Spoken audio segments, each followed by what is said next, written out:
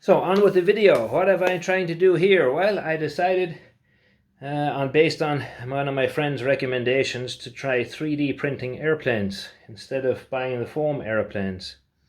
So let me give you a little view here. I got this device over here, which is a very nice Anycubic 3D printer. I modified the spool on the top and begun my learning curve on how to print. So there's lots of available resources out there to find out different things. This is one of the last parts I printed here, which is the canopy in black, which is quite nice. Actually, the second piece of the canopy is going to go there. It's going to be blue, so I don't know how that's going to look. Yeah, some people say I might be crazy given the wings are going to be white and the rest of the plane is going to be sky blue. So with some clear blue sky and the occasional white cloud, the plane should virtually disappear in the sky. That wasn't very clever, but anyway, we'll see what happens. So I learned a lot from 3D printing. I can just give you some quick examples. I printed out a test wing a few times and then realized that wasn't going out too well for me. So then I found, of course, the string tests and things that you can print. Let me show you one here. These are really nice because you can you can set and change the temperatures and things up along until you get what's going to be quite suitable. So I actually get quite good prints. Just thin wall printing is a little bit, if I put my hand there, does it focus better? What do you think? Let me know in the comments below, please. And if anybody has any advice for me, or if you see I'm just about to make a mistake, please do let me know. So here was some temperature tests with no fan turned on. Different temperatures up along, so you can see that's not suitable, that's not suitable. I was printing initially too hot until I realized 205, 207 degrees seemed to work for me with this printer and this material. But of course that's different for everybody. I also learned something very valuable here with this piece. As you can see on the top, there's a hole smashed into it. This is what happens if you finish your print and you press the home button on the printer before you remove your part. The nozzle crashed into that, and then I had to go and fix that, so that was another project. But you know, in the end I was getting out towers like this, and you can see here again, this is probably not so good here. So again, I'm up around the 205, in between 205 210, seems to work well for me. Before I had discovered these towers, of course, I was just printing pieces to see what would happen. So I learned a lot. For example, printing this wing, okay, you know, I printed a little bit hot. So, I don't know if you can see there, there's some globs and stuff on it. But I can sand that down and, you know, I'm not going to print it out again. It's perfectly fine. I printed this with a skirt around it and it printed perfect. And I have an absolutely perfect edge here, almost ready to glue. That was really good. You can also print with a brim. So I have printed this one with a brim. Let me try and move some lights around here. There we go. Okay, and there's the brim. So the brim is going to keep it more stably stuck on the printer bed. My printer bed moves around forward and back at very high speed, which for a small object doesn't make much of a difference, but for a big object you have a lot of weight on top that slides over and back. So I can show you what happens when I printed something that was bigger without a brim. I got this. So no brim, the bottom is quite nice. I did print it too hot. But you can see what happened when it got big.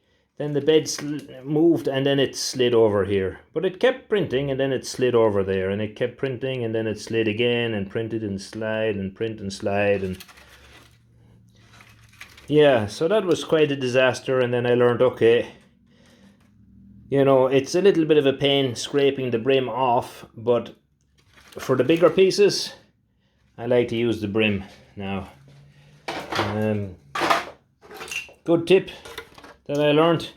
I just write, so that was 230 degrees at 100% flow rate, and you can see it's full of holes. Look, you can see it from here without even holding it up to the light. and I can see lots of blobs and globs. The material was just simply too liquidy, and it does break and separate in places, but I was testing it, and probably slightly unfairly, because you know that won't break, but if I, you know, push my thumb really, there we go, now it's, and then I'm thinking, oh, the seam's cracked. It's not going to encounter those forces when you're flying, unless you fly into a big pile of rocks. So I think my expectations were a little bit too high for the material. Different pieces here.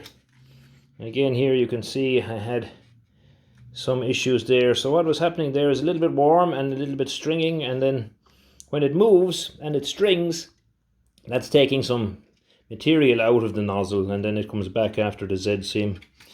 So there's lots of guys out there making some great videos on this. I've learned really a lot. This is my last piece, and this is like, wow. I mean, okay, you can see I started putting a brim on everything, so I'll have to pull that off. But here on the edges, I mean, can you see that there? Yeah, there's virtually no stringing at all, except maybe this tiny piece here on the bottom. But the sides of that, I'm very, very happy with that. So that was at about 207 degrees, and I think I've played with and learned every setting. So here we have the holes on the back, and I didn't cut those out. That's just the way it came straight off the printer, which is pretty amazing actually. So I was really surprised that I can get that type of quality, especially when I started, you know, printing with components like that. So that's a quick, here we go. This was another attempt at that large section. You see here it's a little bit warm, so some stringing material, and then after the nozzle moves over here, the string has kind of pulled out a lot of material, so he starts here, and there's some tiny little holes. Yeah, you know, I don't know. I think maybe I'm not going to bother printing that piece out again. Maybe I'll just use it. And wait until eventually I will crash the airplane, break some pieces, and then I can print higher quality pieces. So it's interesting. First time 3D printing anything. First time 3D printing an airplane, and then I pick this thin wall Icon A5 from Plane Print. Sent the guy a few emails, very helpful, wrote me back, gave me some nice tips. I've gone for the basically the recommended motor, and I'm going to use a Spectrum receiver, and there we have a 30 amp ESC. Probably don't need 30 amps, but some more of these little tool pieces, bought my box of screws. And idea is, you know, some of the pieces are not perfect, so I thought, you know what, I can just put some spray lac, sand it down, and then put some spray lac over it. But you know, where I'm living, it's basically forbidden to do anything that's fun. So okay, that's not true, but yeah, I can't find any lake to fly in, so I'm not so worried about it being waterproof. I'll probably just use it for the snow or for the grass. I have some different glues I bought over here, you can see. So I got this CA glue. I got these 3 glues. They seem to be thin, thick and normal, and then an activator. So what I'm going to do now is try gluing it all together and create another video and show you guys what it looks like when it's all stuck together. So it should go together pretty easy. You have like on these big pieces, you have these little holes here. Here's another one, 1, 2, 3, 4, and you can put a small little metal pin in there, and then these holes will line up with the holes on the other piece, and you glue it together, and that's how you build your plane. So maybe I will replace this piece, and that's how it'll go together. So it would have been nice, I've seen some other designers, actually, I guess it's a learning process for everyone, where they've made the holes that you actually can just use a little bit of filament and put the filament in the hole, and the filament will line up the two pieces. I think that's a brilliant idea, because obviously you're going to have filament. You don't need to go and buy carbon rods or metal wire or whatever. I had to buy some metal wire for this one. And yeah, that's the introduction to my project. Everything is 3D printed, and now I'm gonna glue it together. Once it's glued together, I come back, show you what it looks like, and I will show you probably all the mistakes I made. If you guys have any advice or tips on gluing it together, or things you think I should be doing, or pitfalls that I might be able to avoid with your advice, please let me know in the comments below, and see you soon for the next video. Thank you. Bye.